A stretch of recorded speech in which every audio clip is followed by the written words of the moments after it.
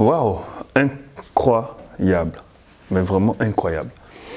Je ne sais pas ce que tu penses, mais moi, quand je vois cette scène, je ne sais pas, je la trouve incroyable. Parce que c'est la première fois dans l'histoire de la Grande-Bretagne qu'un nom britannique, je vais dire d'origine, un nom blanc, comme les médias le présentent, accède à ce poste. Mais avant de revenir sur lui, d'abord, c'est quoi le poste de Premier ministre? Je rappelle, pour ceux qui ne le savent pas, que le poste de Premier ministre équivaut, on va dire, au poste de président. Parce qu'en Angleterre, c'est un système monarchique, donc il n'y a pas de Premier ministre. Il y a un roi qui est le roi du pays, d'accord? Mais ne s'occupe pas de la partie, si vous voulez, de la gestion même du pays, de la gestion politique, économique. Il ne s'occupe pas du pays, d'accord? Il est roi, d'accord? Il est au-dessus de tout. Hein? Aujourd'hui, c'est le roi, puisque la reine n'est plus là. C'est le roi Charles III, d'accord? Et donc, le Premier ministre, d'accord, est, je vais dire, de la même importance que le président, les présidents africains, je dis président africain, hein, pour qu'on se comprenne, en tout cas, bref, hein, président français, président anglais, président... Le Premier ministre, donc le Premier ministre est au même niveau, quasiment, d'accord, au niveau de la fonction, je veux dire, que les présidents africains, les présidents français, états-uniens, etc., etc. Pareil, d'accord. Même si le titre est Premier ministre, mais il n'est pas au même niveau que le Premier ministre dans tous ces pays-là que j'ai cités. Non, il est au même niveau que le président. Donc c'est un poste de président. Donc vous voyez toute la puissance justement de ce symbole. D'accord? On a affaire à quelque chose d'assez identique, d'accord, à l'élection d'Obama aux États-Unis. Je dis identique, bon, même s'il faut nuancer quelque part parce que l'histoire des Noirs aux États-Unis n'est pas comparable à l'histoire du peuple originaire, du peuple dont est originaire ce monsieur-là, le Premier ministre, le nouveau tout Premier ministre britannique, même si la Grande-Bretagne a colonisé, d'accord, son pays d'origine, je vais vous le révéler tout à l'heure. Mais en tout cas, c'était différent, d'accord, de l'histoire des Noirs aux États-Unis qui ont été déportés, réduits en esclavage, d'accord, et qui sont assassinés tous les jours aux États-Unis et qui sont dans des conditions assez incroyables, qui vivent vraiment une précarité sans précédent aux États-Unis, il faut le dire. Donc, la situation n'est pas totalement comparable, même s'il y a des points communs. Dans la mesure où, aux États-Unis, c'est la première fois qu'un Noir accède à ce poste, tout comme en Angleterre, c'est la première fois que quelqu'un de non-anglais, hein, au niveau des origines, accède à ce poste. Donc, c'est toute une symbolique, en fait. Donc, c'est puissant. Qui est ce monsieur, maintenant? Ce monsieur s'appelle Rishi Sunak. Avant même de parler de ce qu'il a fait, là, ce que tu viens de voir dans ta vidéo, on va parler de lui. Et vous allez comprendre que ce qu'il a fait là, il y a un message caché dans ce qu'il a fait. Il y a un message, qu'il soit spirituel, politique, etc. Mais il y a un message que tu dois découvrir et parce que c'est important que tu comprennes ce message. C'est très important. Qui est Rishi Sunak? Je rappelle que cette vidéo n'est pas une vidéo people. Il y a un vrai message que je vais décortiquer et que tu dois comprendre. Donc ne le regarde pas comme une vidéo people. Il faut regarder comme une vidéo dans laquelle tu vas découvrir des choses. Rishi Sunak est né en Angleterre, à Southampton. C'est un père de famille, il a 42 ans, d'accord, et il est l'époux d'une riche milliardaire avec laquelle il a un point commun, c'est-à-dire qu'ils viennent pratiquement du même pays, en tout cas d'origine. Je vais t'expliquer. Tu me diras, jusque-là, rien de choquant. Si, je vais t'expliquer, tu vas comprendre. Le point, moi, qui m'a choqué quand je suis allé un peu enquêter, regarder, faire des recherches sur ce nouveau Premier ministre, parce que je l'ai trouvé quand même bizarre qu'un Premier ministre non blanc, entre guillemets, enfin, moi je les appelle le Codem hein, ou les roses, hein, parce qu'ils ne sont pas blancs, d'accord, accède à ce poste-là. Qu'est-ce qui s'est passé? À quel moment ça a pu se produire dans un pays je veux dire qu'il n'est pas aimable avec les étrangers. Parce que quand tu vois sa tête, c'est pas un Anglais. Je veux dire, c'est pas un mangeur de cochon. D'accord? C'est pas un... Je veux dire, voilà.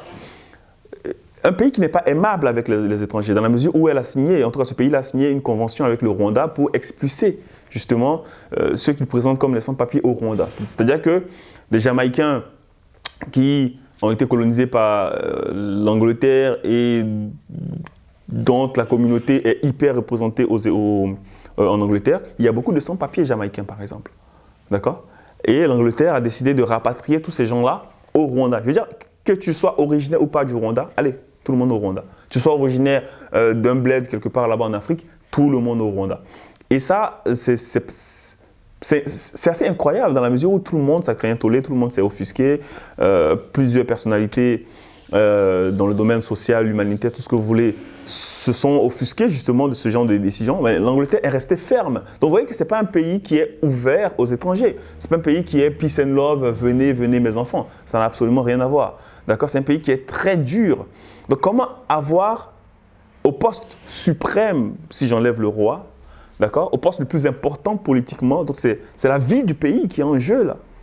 Mettre la vie du pays, l'économie du pays, entre les mains d'un non-britannique.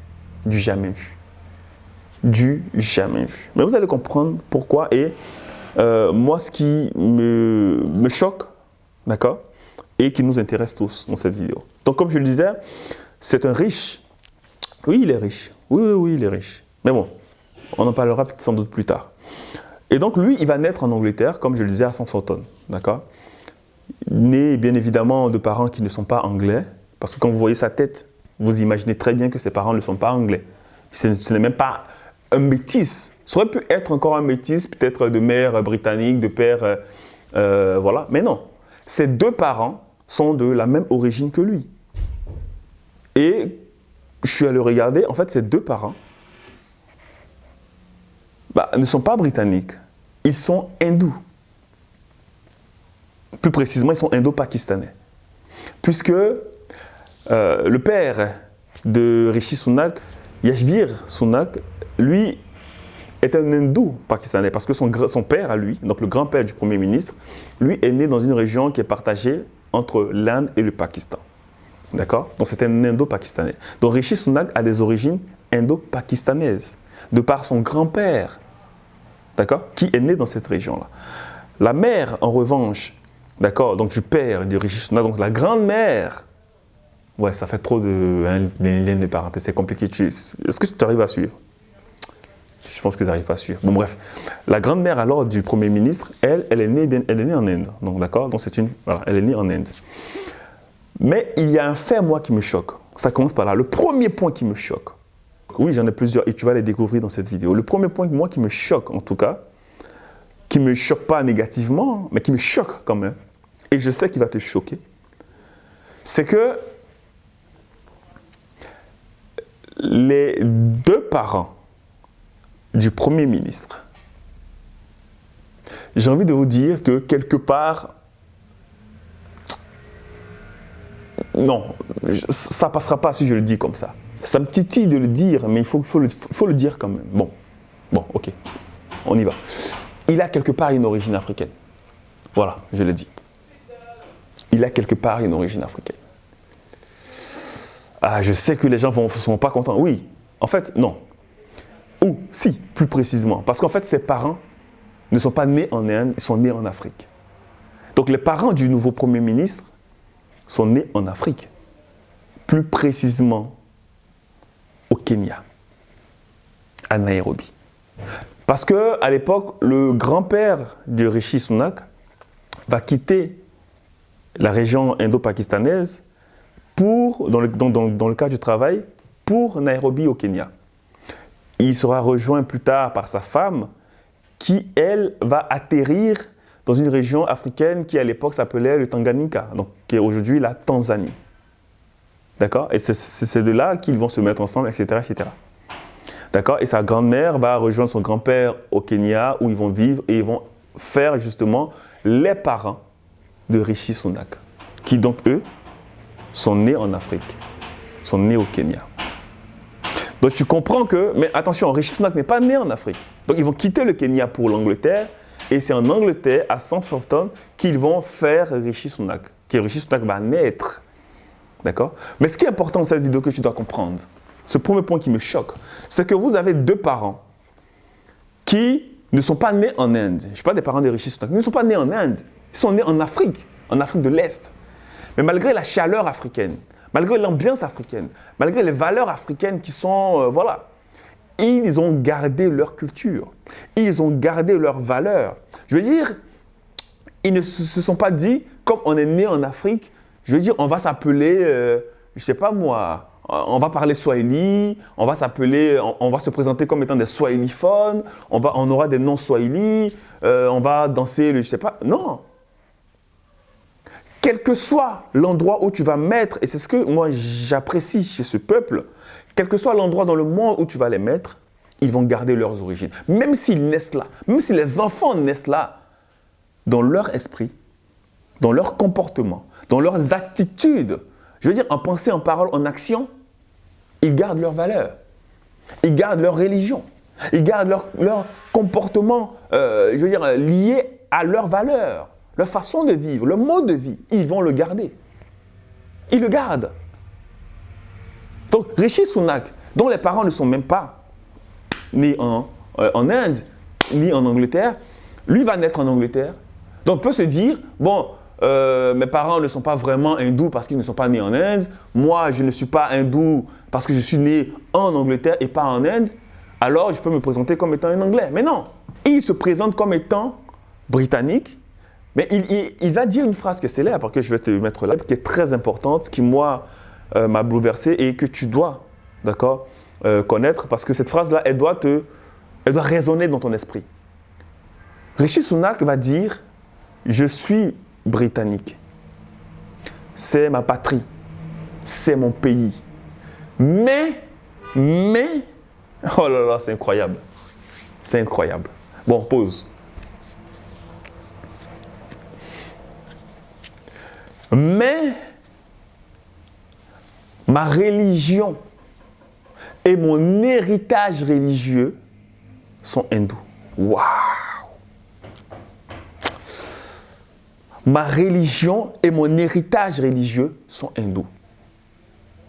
Non, mais je veux dire, c'est assez incroyable. Moi, je n'ai pas entendu Ramayad, je n'ai pas entendu toutes ces femmes noires, ces hommes noirs, même Obama accéder et dire ce genre de choses. Je suis de ce pays, mais mon héritage religieux est hindou. Waouh! Mais comment oser dire ça? Comment oser dire ça? Sachant que les Britanniques sont très conservateurs et lui-même est issu du parti conservateur. Parce que ça, c'est la deuxième information. C'est le deuxième point qui est choquant. C'est-à-dire que lui, il est le chef du parti conservateur. Enfin, aujourd'hui, chef.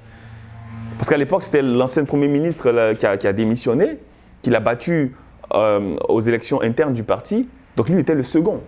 Et quand elle a démissionné, il est passé chef du parti conservateur. Et je rappelle que ce sont les conservateurs, d'accord, dont le parti conservateur est le parti, par exemple, de Thatcher, d'accord, hyper raciste. C'est un parti qu'on présente aujourd'hui comme un parti raciste. Donc vous imaginez que quelqu'un qui dit que son héritage religieux est hindou, est dans un parti raciste. En tout cas, qui est présenté comme raciste, est dans un parti conservateur, qui prône les valeurs britanniques, mais qui lui-même, en termes de religion, de spiritualité, n'est pas dans les valeurs britanniques. Donc, ce qu'il a fait là, vous voyez que c'est un geste fort, c'est un geste puissant ce qu'il a fait. Donc, quelqu'un qui n'est ni chrétien, donc n'est pas chrétien, il n'est pas chrétien catholique, n'est pas chrétien évangéliste, pas du tout, parce que les Britanniques sont profondément catholiques. Il n'est pas ça. Il n'a même pas une religion européenne. Je veux dire, il n'est pas dans les religions nordiques ou quoi que ce soit. D'accord?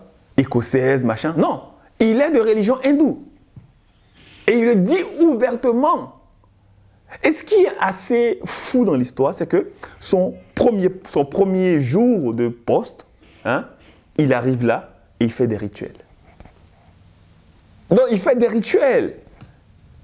Mais comment imaginer un jour Obama devant la Maison Blanche et puis en train de faire des rituels, je ne sais pas moi, du vaudou, en train de faire la spiritualité africaine, en train de faire... Mais à aucun moment tu... Non mais attends. comment imaginer que, en France, bon, il y a eu des ministres noirs, hein, des Ramayad et autres. Hein, il y a eu des ministres même de la Caraïbe. Hein, il y a eu des Claudis et autres, tous ces gens-là. Comment imaginer des gens comme ça venir vous dire oui, je fais des rites, machin, ou je fais des rites devant tout le monde, où tu as des centaines de caméras sur toi. Puisque le monde est choqué d'apprendre qu'un nom britannique est Premier ministre. C'est une première. Et qu'est-ce qu'il fait devant des centaines de milliers de caméras? Il fait des rituels. Il pratique une spiritualité. Là, il fait des rituels. D'accord, animistes, parce que oui, ils sont animistes. Je rappelle que la religion hindoue est une religion originaire d'Afrique. Ça, il faut le savoir. Donc, il fait des rites africains, là. Même si derrière, les noms qu'ils vont donner à leur divinité sont des noms, bien évidemment, hindous. D'accord? Mais c'est une religion qui est profondément africaine dans ses valeurs. Il arrive là et il fait des rites. Et quand je regarde les rites qu'il fait, je pense qu'il est en train de faire des rites pour enlever les mauvaises énergies et pour appeler justement les esprits justement de sa famille, les esprits auxquels il a fait allégeance, sa famille a fait allégeance, à l'accompagner dans sa mission, dans la réalisation justement de sa mission, de la bonne marche en tout cas de son nouveau poste, de sa nouvelle mission. Donc il fait un rite que tout le monde doit faire. Quand tu accèdes à un poste, ton premier jour de poste, tu dois faire un rite pour confier justement ce poste-là aux divinités, aux esprits des ancêtres, pour que justement les choses se passent bien. Mais les noirs, les gens, ils naissent en France. Ils vont donner des prénoms français à leurs enfants. Ils naissent aux États-Unis, ils vont donner des prénoms américains à leurs enfants. Même ils naissent en Afrique, ils vont donner des prénoms français américains à leurs enfants. Et regardez dans les cités ici. Je veux dire, quelqu'un qui naît ou qui grandit dans une cité, au bout de 2 mois, il devient arabe. Quand il parle, c'est Mashallah, Mashallah. Fais Bélec. Il est tellement complexé. Il ne se sent plus africain. Il est que africain que peut-être par la texture des cheveux ou par son nom de famille. Même là encore, il cache son nom de famille. Et il donne que le prénom. D'accord? Les gens ont honte d'eux. Nos parents ici, là, qui ne sont même pas nés ici, quand ils arrivent ici, ils font des enfants ici, ils donnent des prénoms, le codem à leurs enfants, et ils font comprendre à leurs enfants qu'ils ne doivent pas traîner avec des mamadou. Ils doivent traîner qu'avec de leucodème pour être dans la leucodermie. Et qu'est-ce qu'ils vont faire? Ils ne vont ni apprendre la culture africaine à leurs enfants, ni la langue maternelle, ni les rites, eux-mêmes déjà les rejettent, d'accord? Et donc, ils font en sorte que les enfants aussi ne les connaissent jamais.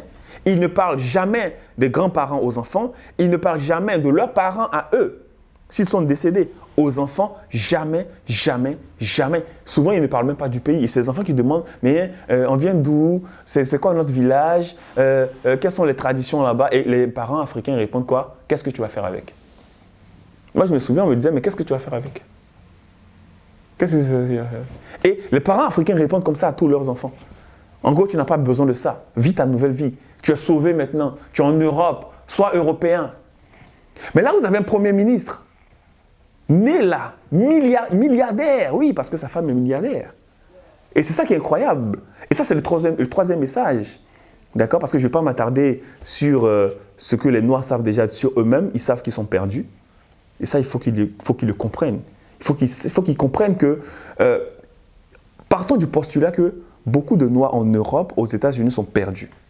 Et qu'ils doivent travailler, ils doivent poser des actes forts, comme ce qu'a fait ce Premier ministre-là, pour justement revenir à la réalité, revenir à ce qu'ils sont. Et j'espère que le geste du Premier ministre va faire comprendre aux Noirs, à beaucoup de Noirs, qu'ils sont bêtes. Oui. Et je mesure ce que je dis, les amis. Ce n'est pas une insulte, ne le prenez pas mal, cher ami. Je veux dire, être bête dans le sens, d'accord, que j'emploie, c'est le fait de se renier soi-même. Le fait de se dire, je ne suis personne, je suis les autres. C'est être bête. D'accord? C'est qu'on n'a pas de conscience, en fait. Pourtant, les humains ont la conscience. Mais nous, on se rejette nous-mêmes et on espère que les autres nous respectent. Ben non. Là, ce qu'il a fait là, il est en train de dire aux autres, à tout le monde entier, il faut respecter l'Inde. Il est hindou.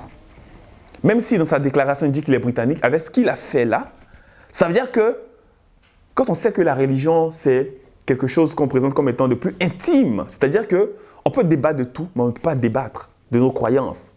ou de nos expériences spirituelles.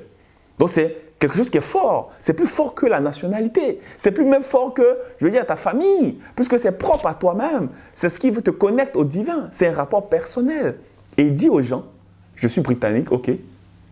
Mais au fond de moi, mais moi-même savons, et vous devez savoir que vous avez un hindou en face de vous. Et c'est ce qu'il dit. Et c'est ce qui est assez incroyable. Il dit, je suis hindou, en fait. C'est ça qu'il dit, je suis hindou. Vous pouvez considérer que je suis britannique, il n'y a aucun souci. Mais je suis un hindou. Mais imaginez les hindous, ils sont fiers de voir ça. Il y a quelques mois, j'avais fait une vidéo sur Diwali, en me présentant Diwali. Les gens m'ont dit, oui, mais c'est pas notre fête, pourquoi tu la présentes? Non. Beaucoup de personnes ont compris pourquoi et ont été impressionnés par Diwali. Diwali, c'est une fête qui est fêtée, une fête hindoue, qui est célébrée partout dans le monde. Je dis bien partout dans le monde. Mais combien de fêtes africaines, spirituelles africaines sont célébrées? Même par les Africains, même par ceux qui se présentent comme étant des kémites. En fait, pour moi, c'est les demi-kémites ou c'est les kémitons. C'est qu'ils disent qu'ils sont kémites que sur les réseaux sociaux. Et ça s'arrête là. Ils ne célèbrent pas leur fête. Ils se cachent. Ils ont des croix, ils cachent. Quand ils viennent au temple, je ne veux pas être filmé. Je ne veux pas être filmé. Je veux me cacher. On ne doit pas savoir que je suis kémite. Ah, c'est des gens comme ça. Bon, je comprends, bien évidemment. Je comprends. Mais je ne comprends pas. Je comprends, d'accord, donc je ne les juge pas. Mais je ne comprends pas même la démarche, en fait. Je ne comprends, et je ne veux même pas comprendre. Eux, personnellement, je comprends peut-être qu'ils sont dans une position délicate. Mais je veux dire de façon générale, de façon globale, je ne comprends pas. Ça veut dire qu'on se cache. Ça veut dire qu'on n'est pas totalement fier. On bavade, hein, on crie, mais on crie en étant caché. On n'est pas fier de ce qu'on est. Et le Premier ministre, là, quand il fait ça, il nous met une claque à nous tous. Il nous dit, fermez vos bouches. Vous bavardez sur les réseaux sociaux. Vous bavardez que vous êtes ceci, vous êtes cela. Lui, il a osé le faire dans le poste le plus important du pays, en dehors du roi. Dans le poste le plus important du pays, devant les caméras, et il le fait devant la porte. Les Anglais auraient pu crier au scandale. Maintenant, ils ne le feront pas. Parce que c'est quelqu'un qui porte ses corones, comme on dit. C'est quelqu'un qui assume qui il est. Il est né en Angleterre. Ses parents étaient déjà riches.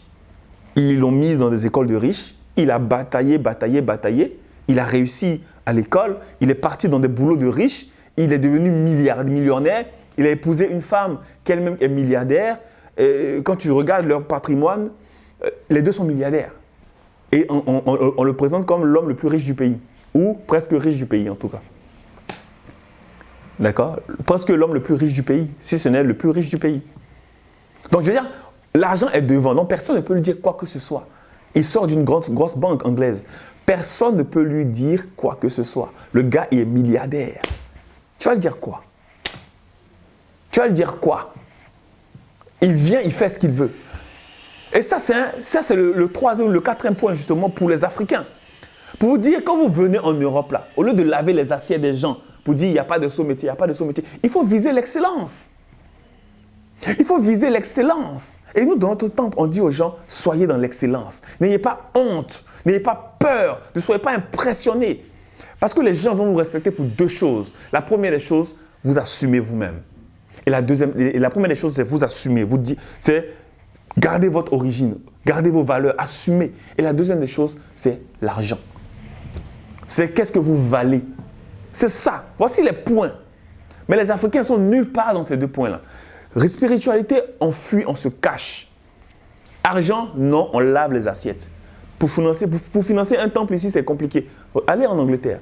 Les temples Ganesh, les temples hindous, il y en a énormément. Parce que les hindous là-bas, ils sont beaucoup millionnaires. J'ai pas dit au SMIC. Ils sont beaucoup millionnaires. Regardez les Noirs de Paris, les Noirs de France. Regardez même les Noirs africains là, d'Angleterre. Vous voyez que partout, c'est la même chose. Partout, c'est la même chose. On arrive, on est perdu d'abord. On ne sait pas quoi faire. On est perdu. Et on se contente d'être perdu. Ah non, tu sais, moi, je suis le meilleur videur de poubelles. Mais frère, tu vides des poubelles. Comment tu veux qu'on te respecte? Et les gens vont te dire, oui, il n'y a pas de saut métier. Bah, si vous vous comportez comme ça, personne ne va vous respecter. Personne, je dis bien personne ne va vous respecter. Vous savez, nous, on a mis en place un temple kémite. C'est le premier temple kémite d'Europe. Je dis bien d'Europe. Le tout premier temple kémite d'Europe. Aux États-Unis, il y a les temples kémites. En Europe, c'est le tout premier. D'accord? Notre salle n'est pas grande. Elle prend 30 personnes. Tous les dimanches, on est blindé. Mais c'est quasiment les mêmes personnes. On a souvent 5, 6 nouvelles personnes, nouvelles têtes, tous les dimanches. Mais est-ce que tous les Noirs de Paris, par exemple, s'intéressent à ça?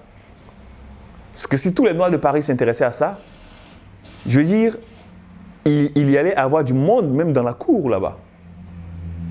D'accord? Il y a du monde ici, c'est blindé. Là, je suis dans le temple, tout est blindé. D'accord? Il n'y a même plus de place les dimanches.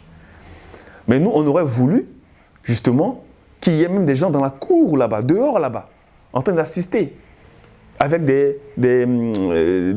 comment dire ça, des baffes, entendre le truc. On aurait voulu qu'il y ait des gens même qui fassent la queue, qui réservent même le dimanche. D'accord? Parce qu'ils sont fiers de leurs origines. Mais non, les gens ont honte. Les gens ont honte. J'ai envie de dire, c'est vous-même. C'est vous-même, vous devez avoir honte de vous-même. Si tu as honte, toi qui me regardes, de ce que tu représentes, de ce que tu es, aie honte de toi. Ce monsieur, il est milliardaire. Et il se met à genoux là en train de faire ses rituels. Pour te dire que le plus important pour lui, ce ne sont pas les milliards, ce n'est pas l'argent, ce n'est pas le poste, c'est son origine, c'est valoriser son origine. C'est ça le plus important. Et personne ne lui dira quoi que ce soit, puisqu'il a mis tout le monde KO. L'argent est devant. Lui-même, il est intelligent. Lui-même, il est puissant. Sa femme est milliardaire. Elle est puissante. Leurs parents gèrent des entreprises puissantes, des groupes puissants. Même si lui, son père, est resté dans le domaine médical. Mais les gens sont puissants. D'accord? Et à ton avis, qu'est-ce qui les a rendus puissants? Oui, je te parle à toi, là, droit dans les yeux. Qu'est-ce qui les a rendus puissants, à ton avis? Tu penses que c'est laver les assiettes? Tu penses que c'est faire les gardes d'enfants? Tu penses que c'est aller laver, d'accord, les fesses des gens là-bas? Tu penses que c'est métro, boulot, dodo? Tu penses que c'est revenir à la maison le dos en compote parce que tu as soulevé les palettes? Hein? Tu as soulevé les portes? Hein? Tu penses que c'est parce que tu as été 45 ans au McDo et tu as pris ta retraite au McDo? Tu penses que c'est ça qui l'a rendu puissant? Ce n'est pas ça. Je ne suis pas en train de dire de ne pas faire ses boulots. Je ne sais pas ce que je suis en train de te dire. Je suis en train de te dire que ces boulots, tu peux les faire comme étant des boulots, je veux dire, intermédiaires. C'est des boulots de passage qui doivent te permettre peut-être de mettre de l'ordre dans ta vie, de mettre de l'ordre, voilà, ou d'économiser et puis aller faire autre chose. Et puis entreprendre. Et puis pourquoi pas continuer tes études. D'accord? Si tu as envie d'accéder à un poste, je ne sais pas, important. Et puis pourquoi pas démissionner, aller ailleurs. Mais les Noirs ont peur. On ne prend aucun risque. Oui, on prend un risque. On quitte chez nous, on vient ici. Souvent dans des conditions incroyables. Mais à part ça, on ne veut pas démissionner. On ne veut pas aller de l'avant en se disant « Oui, je gagne 1500 €, je vais prendre le risque de me lancer dans l'entrepreneuriat. » Combien le font? Parce que derrière, il y a des parents qui sont dans un autre level, un autre monde, qui disent aux enfants la sécurité de l'emploi. Il faut te contenter de ce que tu as. Mais non, vous n'êtes pas obligé de suivre vos parents. Les parents sont nés dans un environnement différent, un contexte différent, une mentalité différente. À nous de comprendre les choses. À nous de comprendre les choses. Et je félicite ce monsieur. Je suis fier quand je vois quelqu'un qui fait ses rituels et qui n'a pas honte. Mais les Noirs, combien à midi vont se cacher quelque part ou bien vont se mettre quelque part en plein bureau, sortir leur croix ankh, d'accord, ou leur petite photo de Ima Nahara et faire un petit rituel et faire une petite invocation et dire simplement avec les mains croisées comme ça, en signe d'équilibre, d'accord, dire Doi Ima Nahara, Nashukuru Sana. Je veux dire simplement, mais qu'est-ce qui se passe, les amis? Vous voyez un peu? Vous voyez? D'accord, nous, notre temple est ouvert en semaine, d'accord? On l'a annoncé il y a 2 jours. Et normalement, dans ce temple-là, 3 fois par jour, nous avons des invocations, nous avons des prières. Donc normalement, quand tu finis le boulot, tu dois passer ici, faire tes prières avant de rentrer à la maison. D'accord? Et puis par la suite, peut-être dans les semaines à venir, ouvrir même très tôt le matin pour permettre aux gens aussi de venir faire leurs prières. Toutes les communautés font ça. Je veux dire, les temples juifs, les temples Ganesh sont ouverts de 6h du matin au soir. Les gens ils vont le matin faire leurs invocations avant d'aller au travail. À midi, quand ils finissent à la pause, ils viennent, ils font leurs invocations, ils retournent au boulot. Le soir, avant de rentrer à la maison, certains viennent là, dans leur temple, ils font leurs invocations, ils rentrent à la maison. Ils ont une vie équilibrée. Mais nous là, je suis fatigué. Mais c'est normal, tu as soulevé les palettes. Tu as gardé les enfants dans le parc. Tu as marché avec eux, tes pieds sont chauds. Tes pieds sont chauds. Tu as lavé les assiettes là-bas, tu es fatigué, ton corps est fatigué. C'est normal que tu ne viennes pas au temple. Donc en fait, tu es en train de te bousiller tout simplement. Tu n'es pas différent d'un esclave. Oui, les mots sont forts, mais il faut comprendre, tu n'es pas différent d'un esclave. Parce que si tu n'as pas le temps à t'accorder, en dehors du temps que tu mets en t'asseyant dans ton canapé et regardant la télé, en glandant sur ton téléphone, tu n'as pas de temps pour ton équilibre spirituel. Tu n'as pas de temps pour ton équilibre intellectuel ou pour ton intégrité. Tu n'as pas de temps pour ça. Enfin bref, je vais arrêter cette vidéo parce que je ne veux pas la faire longue. Mais il faut que tu comprennes que le geste que ce monsieur a fait nous parle à nous tous. Parce que ça n'aurait pas été possible, d'accord, dans les autres ères. Ce qu'on présente vulgairement comme étant l'ère du Verseau, même si on sait qu'on a notre façon à nous de voir les choses, mais on dit ère du Verseau pour que tout le monde comprenne. Donc le monde est en train de changer. Le monde est en train de changer. Même sur le continent, les rapports avec les dominants de l'époque sont en train d'être inversés. Alors toi, qu'est-ce que tu fais pour entamer ton changement? Qu'est-ce que tu fais pour entamer ton changement? Est-ce que tu fais tes rituels chez toi à la maison? Est-ce que tu fais tes rituels en public? Est-ce que tu te présentes comme un Kémite en public ou un Africain en public? Qu'est-ce que tu fais? Tu caches ton nom de famille. Comment tu t'appelles? Marc. Comment tu t'appelles? François. Comment tu t'appelles? Julien. Comment tu t'appelles? Léa. Comment tu t'appelles? Sarah. Comment tu t'appelles? Mais pourtant, tu as un nom de famille qui est peut-être bien africain et tu le caches. Et tu le caches. Parce que tu as envie qu'on te prenne pour un semblable. Mais non, les gens ne te prendront jamais pour un semblable. Les gens ne vont jamais te respecter. Le gars, ses parents sont riches, mais on lui donne un nom hindou. Et c'est avec ce nom hindou-là qu'il est Premier ministre. Je veux dire, dans l'histoire de la Grande-Bretagne, on va noter qu'un hindou de nom a été Premier ministre. C'est de ça qu'il s'agit. Un hindou de nom, de valeur, de culture, a tenu entre ses mains la vie des Britanniques. Des gens qui ont propagé le christianisme après l'Église romaine ou après la Rome antique. Je rappelle que c'est l'Angleterre derrière qui a propagé le christianisme avec les campagnes de l'esclavage. L'Angleterre et le Portugal et aussi l'Espagne. Mais aujourd'hui, vous avez un hindou qui a la vie du pays entre les mains. Entre les mains. Posez-vous les bonnes questions. Moi, je vous dis, gloire aux ancêtres méritants. Fierté à tous les Kémites qui s'assument. À tous ceux qui donnent des noms africains à leurs enfants. À tous ceux qui éduquent leurs enfants dans le kémitisme, quel que soit l'endroit où ils naissent. Moi, je vous dis, à Santé Sana, que les ancêtres vous soutiennent, que les divinités vous accompagnent dans vos actions et qu'ils vous bénissent, qu'ils vous apportent de l'énergie nécessaire, qu'ils vous apportent des faveurs, qu'ils vous ouvrent toutes les portes. Parce que vous montrez aux yeux du monde que vous êtes fiers de vos ancêtres, que vous êtes fiers de vos divinités. Pas comme ceux qui se cachent et qui, quand ils viennent le dimanche, ils crient « Haché, haché, haché ». Ou quand ils sont à la maison ou sur les réseaux sociaux, ils font des longs posts pour montrer qu'ils connaissent, qu'ils sont kémites. Ce n'est pas de ça qu'il s'agit. Il s'agit même publiquement de montrer, de démontrer ton attache aux divinités. C'est de ça qu'il s'agit. Gloire aux ancêtres méritants. À chier. Happy